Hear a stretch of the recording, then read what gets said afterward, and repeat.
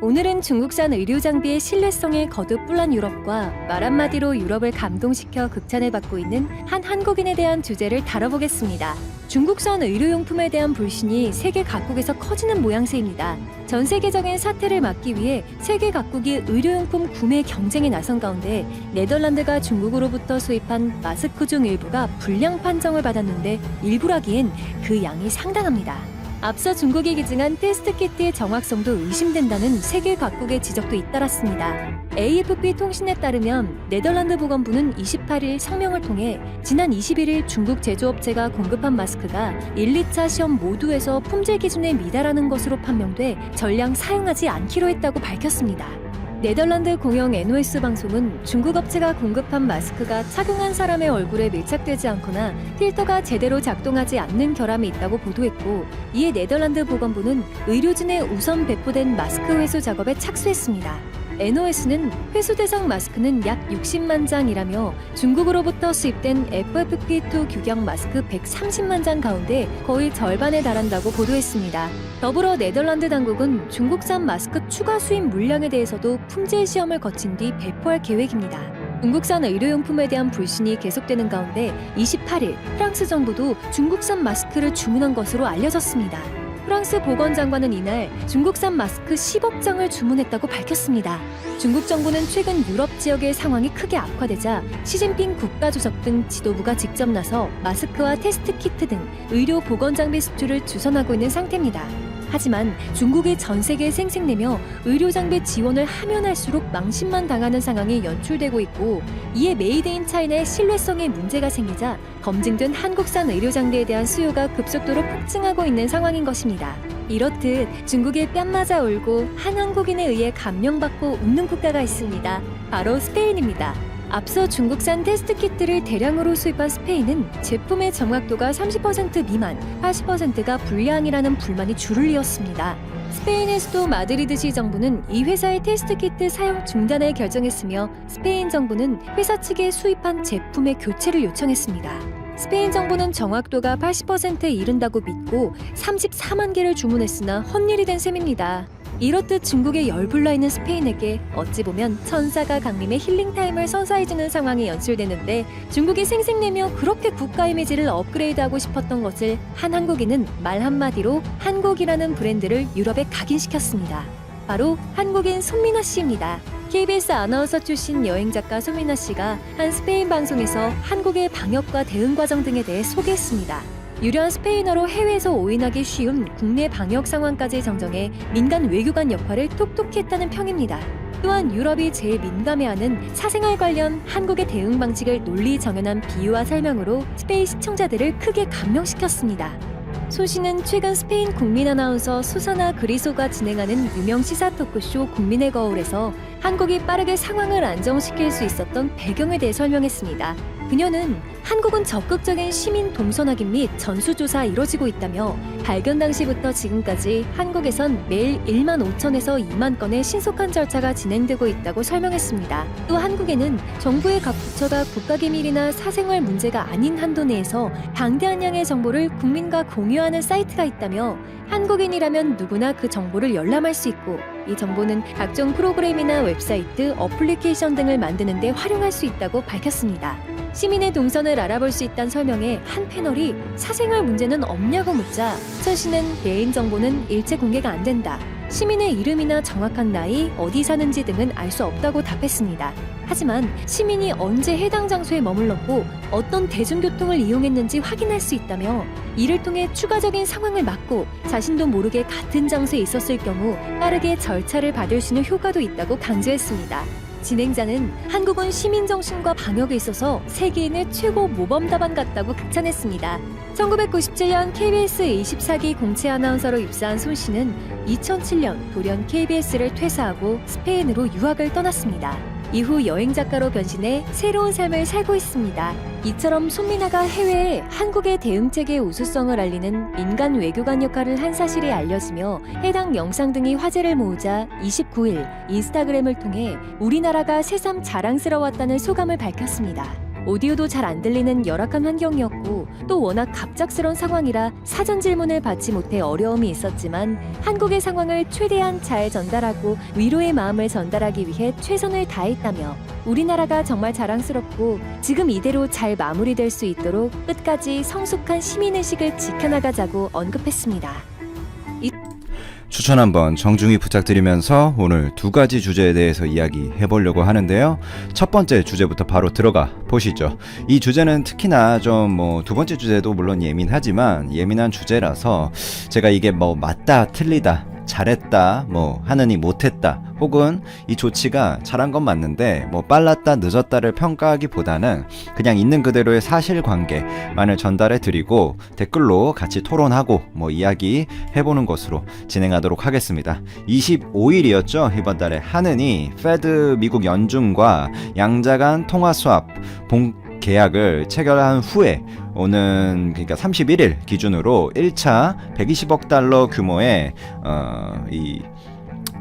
자금을 시장에 푼다고 공식하는 발표가 있었습니다. 하는 통화 수합이 전체 규모가 600억 달러 수준이에요. 그러니까 120억 달러는 그 중에 한 1차적으로 푸는 금액이고 20%의 금액이죠.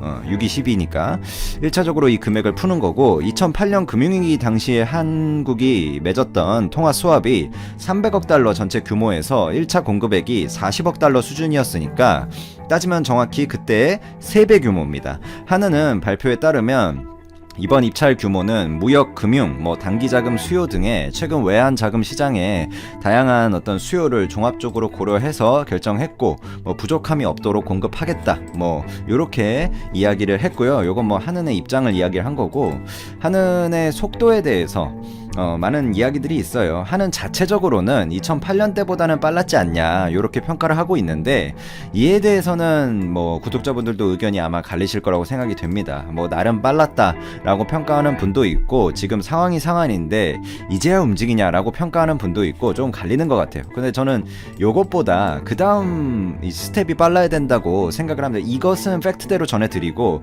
그 다음 스텝이라고 한다면 결국에 부실 회사채 매입 같은 거가 되겠죠. 미국은 거기까지 빠르게 이제 정부 지급 보증을 서가면서 부도를 막기 위해서 빠르게 움직이고 있거든요. 그게 결국에는 경제 금융 안정의 중요한 스텝인데 그걸 무작정 하면 물론 그것도 문제겠죠. 하지만 경제의 흐름을 읽고 선제적으로 예를 들면 페드가 먼저 과감한 제로금리 선언까지 걸리는데 거의 한 일주일도 안 걸렸거든요. 근데 하느는 그거에 비해서는 조금 금리 변동도 늦었고 그런 측면에서는 이번 스텝에 대해서는 평가가 갈리겠지만 다음 스텝은 조금 적극적으로 시장을 해석하고 나서야 되지 않나 라는 멘트 잠깐 전해드리고 그 다음 또 사실관계 이어가면 자금 공급 방식 경우에는 이 자금을 또 시장에 푸는데 공급 방식이 또 중요하잖아요. 2008년과 비슷하다고 보시면 됩니다. 거의 동일해요. 경쟁 입찰 방식에 외화를 대출해오는 그런 방식이고요. 요거를 좀 부정적으로 보시는 분들도 일단 많습니다. 아무래도 빌려오는 거다 보니까 이게 방식이 우선 단일 가격 방식과 복수 가격 방식이 있는데 낙찰자들이 금리를 제시하는 거거든요. 그러니까 은행들이 그럼 그 중에 가장 높은 금리를 모든 낙찰자에게 일률적으로 적용하는 것을 단일 가격 방식이라고 부르고 각 낙찰자가 제시한 금리를 각각 따로 적용해 주는 것을 복수 가격 방식이라고 하는데 이번에는 복수 가격 방식으로 진행이 된다. 일단 이렇게 이해를 하시면 되고 하는도 상황에 따라서 단일로 틀 수도 있다라는 여지를 남겨뒀어요. 자, 이 정도로 첫 번째 주제에 대한 사실관계 정리하고 다음 주제로 넘어가 보겠습니다. 이 진단 키트 관련해서도 FDA 논란 등의 많은 이야기가 있는 이슈인데 우선 제가 그 FDA 부분부터 사실관계를 정리하면 정부에서 이번에 FDA 긴급 사전 승인을 받았다라고 외교부를 통해서 발표를 했거든요. 이건 팩트입니다. 그러면서 업체 3곳 정도의 승인이 있었다라고 발표를 하면서 그 3곳의 주가가 갑자기 하늘로 급등하기도 했었죠. 물론 외교부가 미국이랑 협의하에 발표를 했기 때문에 곧 리스트가 뜨겠지만 현재 사전 승인을 받은 업체가 어딘지 딱 리스트를 정부가 공개한 것은 아니고 실제로 지금 현재까지는 FDA 공식 홈페이지를 들어가 보시면 아시겠지만 EUA 진단키트 그러니까 Emergency Use Authorization 허가 리스트에 그 국내 업체는 포함되어 있지 않습니다. 그러니까 이게 제가 그래서 EUA의 국내 업체가 그러면 정부가 뻥을 친 거냐, 그건 아니고요. 이제 아직 서류화가 안 된 거죠. 그래서 언론에서 논란이 많긴 한데 사실관계만 정리를 하면 EUA 신청 제품의 경우에 서면으로 사전 신청, 그러니까 프리 서미션을 하기 한 15일 전부터 사전이 가능하고요. 이미 EUA 신청은 진작에 된 거고 이미 프리 서미션 상태인 거죠. 그러니까 실제로 클리어 인증을 받은 연구소 등에서 이미 국내 진단 키트 제품을 사용하고 있습니다. 그러니까 FDA 승인이라는 거는 사실상 행정상의 절차일 뿐이고 이미 각국의 대통령들이나 행정기관들 사이에서도 교류가 다 끝났기 때문에 승인은 당연히 나오는 거예요.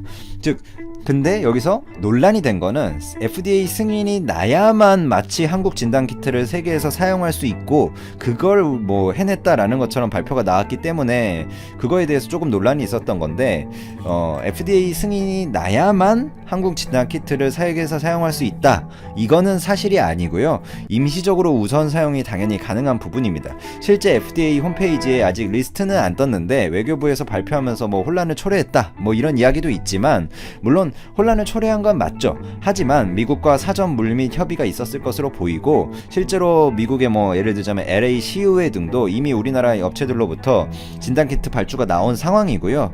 즉 공식 발표들이 있는 상황이기 때문에 FDA EUA랑은 조금 별개로 공급에는 FDA 승인 그리고 공급 이런 과정에는 행정상의 절차가 있을 뿐이지 문제가 없을 것이다 라고 보는 것이 합리적이고, 단지 이제 FDA, EUA는 무난히 승인이 날 텐데 정부가 아무래도 좋은 소식이다 보니까 아무래도 물밑 협상 과정에서 행정상의 모든 절차가 끝나기 전에 협상이 종결된 과정에서 미리 발표를 하면서 주가에 좀 영향을 준 측면이 있거든요.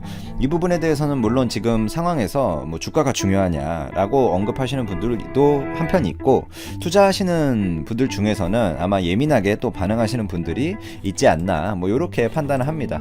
이 경제적으로도 그렇고 시장이 매우 예민한 상황이기 때문에 뭐 일종의 불편함은 있을 수 있다, 이렇게 저도 판단을 하고요. 어쨌든 그 논란 이슈를 제외해 놓고 요거는 그냥 이런 논란이 있었다 정도이고, 우리나라 진단키트 업체들이 이 세계를 상대로 기술력을 입증하고 공급 계약을 잇따라 체결하는 부분은 분명히 자랑스러운 부분이고 인정하고 칭찬을 해줘야 되는 부분이다 라고 제가 판단을 하고요. 실제로 국내 진단 기술이 국제 표준으로도 제정이 될 전망이 있습니다.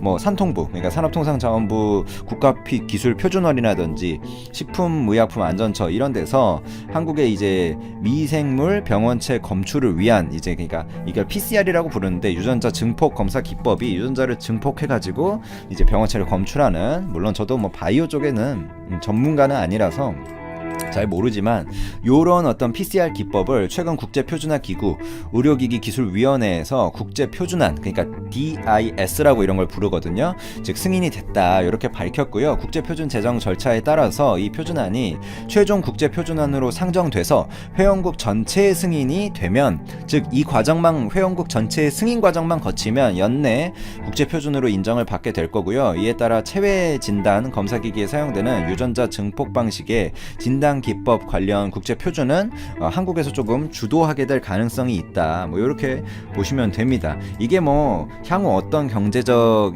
어떤 이득을 줄지 어떤 그런 뭐라고 해야 되죠? 플러스 마이너스를 떠나서 뭐 나중에 이게 다 수그러들고 의미 없는 기술이 될 수도 있다. 뭐 이런 무슨 의미가 있냐? 뭐 이런 주장을 하시는 분들도 많지만, 일단 지금 실제로 세계에서 많이 필요로 하는 기술이고 그 기술을 한국이 발빠르게 국제 표준까지 나아가고 있다는 것은 일단 그 기술을 R&D하고 실제로 뭔가 생산해내고 이런 부분들한테 기업분들한테는 조금 칭찬을 분명히 해줘야 되는 부분이다. 그게 뭐 주식을 사야 된다 이런 건 아니고요. 칭찬을 한마디 해주면 그걸로 충분할 것으로 생단이 됩니다. 이 뭐 정부에서는 정부 기관이 협력해서 이 진단 기법을 선도적으로 개발을 하고, 물론 기업에서 개발을 한 거죠. 그 다음에 국제 표준화를 좀 주도해 와서 이런 성과가 나왔다. 물론 뭐 이렇게 정부에서는 말을 하고 있고요. 이런 국내 업체들이 이 이걸로 향후에 제가 뭐 이 이슈가 어떤 흐름을 탈지는 사실 사람이 예측할 수 있는 분야가 아니기 때문에 어떤 경제적 해자를 줄지는 제가 뭐 예측은 못하겠지만 그래도 기업의 이익 이런 부분도 그러니까 뭐라 그러죠? 어닝이라는 부분도 관련이 있겠지만 그래도 세계인의 어쨌든 건강이 관련된 부분이잖아요. 그런 부분에서 우리나라 업체들이 일정 부분, 물론 모든 부분을 주도하고 있는 건 아니지만 객관적으로 일정 부분 주도하고 있다는 것에 대해서 조금 칭찬의 한마디, 그리고 응원의 한마디, 그리고 뭔가 더 나아가서 다른 부분들에 있어서도 더 주도적으로 해줬으면 하는 그런 말씀 올리면서 마무리하겠습니다. 감사합니다.